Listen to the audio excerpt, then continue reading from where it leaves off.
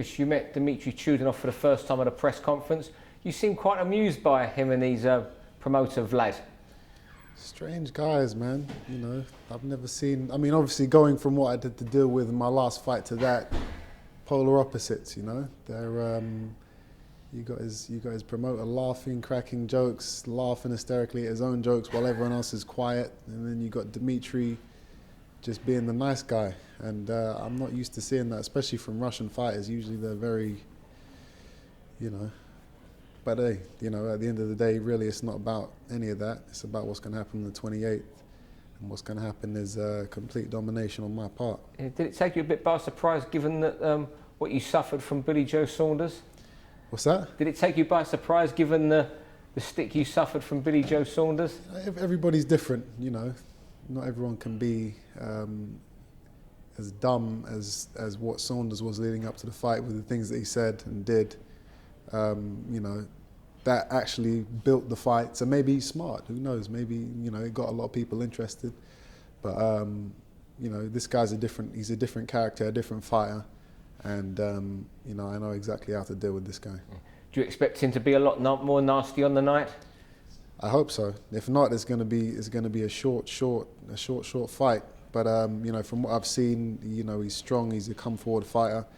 He likes a brawl, so we're going to give it to him.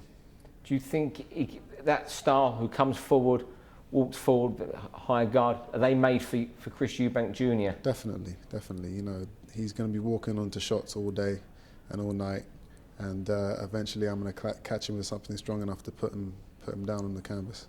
When this fight was offered to you, what, you know, you could have had a much easier sort of comeback after Billy Joe. What made you go for this man particularly? You know, in my eyes, I'm still undefeated. I have the loss on my record, but in my eyes, I haven't been in the ring with anyone who I feel is a better fighter than me or that beat me on the night. And so for me, it didn't make sense to take a step back. You know, I wanted to stay at that level, at the high level, and get me a title. You know, I need one. This is still only the 20th professional fight. Did you expect to be this far after so many fights when you turned professional? You know what? You know, in my career, I've just taken each fight as they came, and you know, some people said that, oh, you know, the Saunders fight was too early. In my opinion, everything happens for a reason, and I think I'm still on track. And you know, the world title shot, which will come if I'm able to take this guy out, is you know, it's a dream come true, especially if it's against Saunders. With how close the Billy Joe Saunders fight, a lot of people are expecting an inevitable rematch. What would you do differently in the next fight? I'd make sure that the judges had no say in the outcome. And, you know, I'd give him absolutely no chances in the early rounds, which is what I did, and which was why he was able to steal it from me, which is what he did. He didn't beat me, he stole the fight. You know, in the rematch, I will give him nothing. You admitted getting your sort of sparring, not wrong, but tough getting decent sparring in for that fight. You've gone to Manchester this time. How well is that working out for you at Joe Gallagher's gym with Paul Smith and Liam Smith? Great. You know, I need high-level sparring. I'm in these high-level fights now, and that's what I need. You know, we've also been sparring at Ricky Hatton's gym, just going around and just getting in the ring with, you know, as many of these northern fighters as I can. I can't get sparring in the south, it seems, so I've gone up to Manchester, and you know, so far so good. Do you think northern fighters are that bit harder than southern fighters who are willing to spar with you? I'm not saying that because I'm a southern fighter myself, but I'm saying, you know, in the industry, in the community, it just seems that there's more fighters up north that are willing to get in the ring than there are in the south. Maybe it's, I mean, I've sparred a lot of people in the south, so, you know, obviously some of these guys, they spar with me and then they don't want to spar again. So I need fresh blood, and that's what I'm getting up in Manchester. Manchester was a place your dad used to train in a lot. Was that one of his ideas to go there? Yeah, it was, you know, him, my trainer, Ronnie, you know, they got in touch with some of the main guys up there and, you know, sorted the sparring out, so we're taking full advantage of it. You said at the press conference, some people love you, some people hate you. Do you think of yourself as a Marmite type of fighter?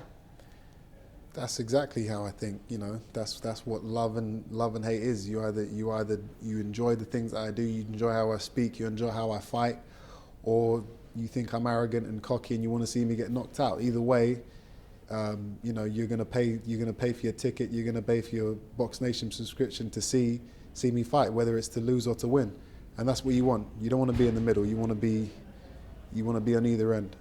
When people meet you away from the boxing ring, you are quite a nice guy, aren't you? I'm a cool guy. You know, I'm in the ring. I'm in the zone. I'm in fight mode. I'm ready for war. So you can't judge me on how I am before I'm about to fight or while I'm fighting somebody. It's a fight. You know, outside of the ring, I got time for everybody. You know, I see my fans, pictures, autographs. You know, never shut anybody down. I'm not like that. I'm a cool guy. But you know, as the years go by, more and more people will see that. And I think they're starting already to see that anyway. And finally, when you're in fight mode, what is going to happen to Dmitry Chudinov on February 28th? He's going to get stopped. You know, whether it's a knockout or he gives up, I don't see it going past 8 rounds.